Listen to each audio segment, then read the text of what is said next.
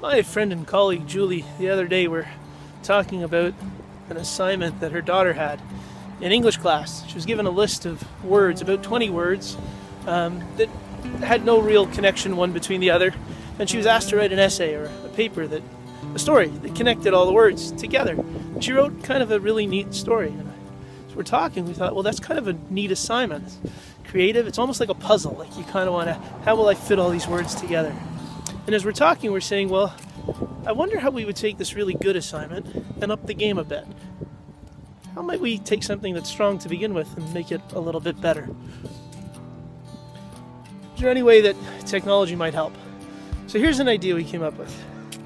What if, you see, every kid had the same list of words, but what if we put the kids in groups of 3 or 4 kids, and each group had to come up with their own list of 20 words?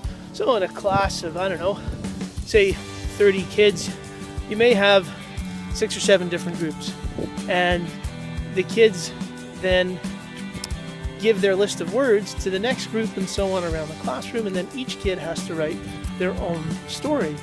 And the word lists and the stories that were generated by them all get shared online.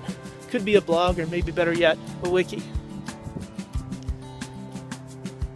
And the difference there is that it also adds a different sense of audience. Publishing stuff makes a difference because of audience. We're going to come back to the audience effect in a second. But what I really like about that task is that I think it's a group-worthy task. Group-worthy tasks are typically really difficult to do.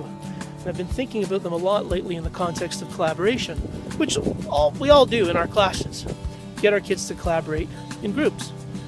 But strong group-worthy tasks have 2 qualities that seem to be opposed. One is that they must require interdependence and individual accountability. And I think that task that we just described has both of those elements. Initially, each kid doing more or less the same thing, and then afterwards, different kids doing different things.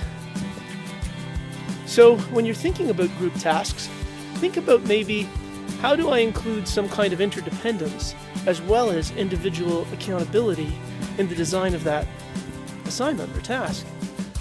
And don't underestimate the audience effect, because the difference between writing for one person and even as small a group as 10 people has been described in a book I was reading recently, or an article I was reading in the Atlantic, that the effect that has on a person to do better work, to share stronger work, to be more careful and deliberate about what they're doing and how they're doing it, that might be a bigger difference than going from 10 to 1 million.